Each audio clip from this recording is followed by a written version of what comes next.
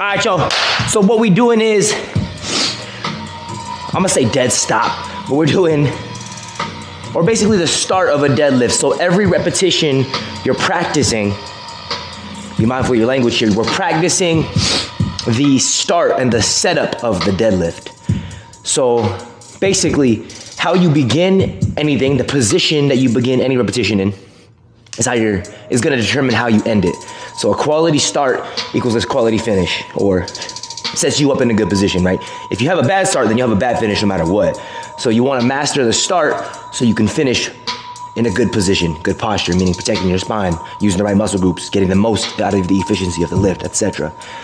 The next point is, if you're doing multiple repetitions in a row, right, how you end one repetition determines how well you start the next one, right? So again, we're trying to start good so we can end good, and we want to end good so we can start the next one good, right? You see what I'm saying? So we're chaining together high quality repetitions and movements, as opposed to trying to, you know, the worst position you start a rep in, you're just gonna end up in a bad position. You're not gonna fix it in the middle of the rep. I mean, you can, but it's not ideal. So just trying to really nail down the start, that way you can finish good and you can start the next one good and finish good, right? You see where I'm going with this? So the practice is the setup and the start. Obviously you're doing a whole rep, but you're gonna restart after each rep, right? So that's what we're doing here. Dead start, that's why I say dead start, because we're stopping, kind of like with the kettlebell movements. Dead stop means you come to a complete reset. It's the same principle.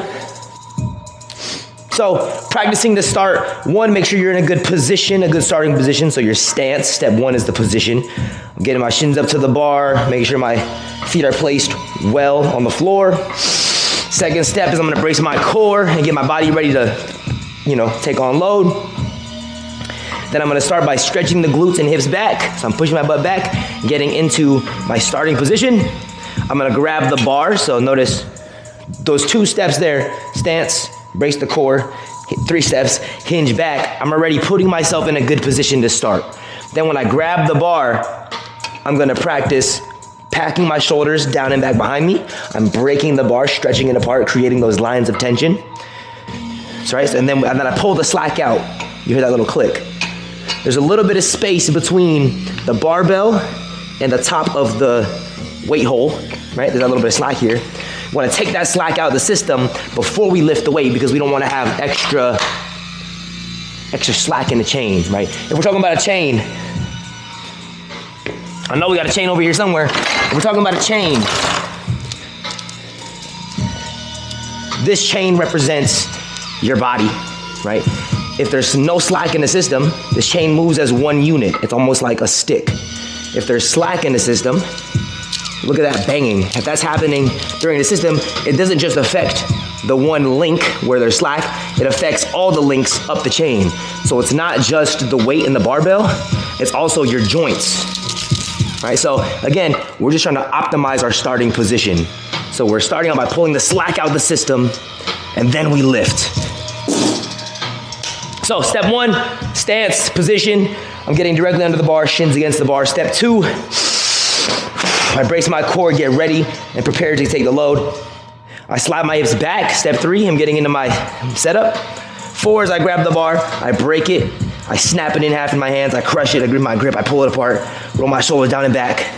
I pull the slack out of the system and I sit back a little bit. So this is my starting position, and then I do the rep, put it back down, and then I let go, shake it out, reset. I'm doing another repetition, but from a complete start. So I do all those steps again. Stance, core, position, packing, breaking, slack out the system. You see that? Slack out the system, and then I lift, and then I put it back down, then I reset, and then do it again.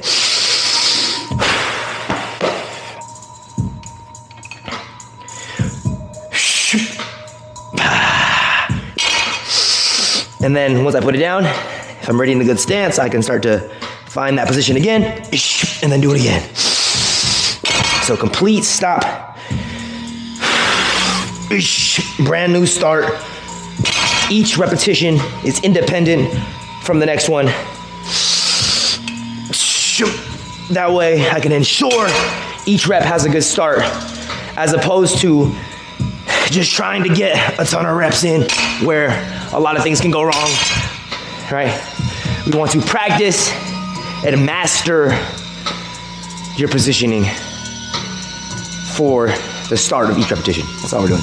So, and then, as we get better, we can start to go to full reps or whatever, but this is practice. So, go master that shit.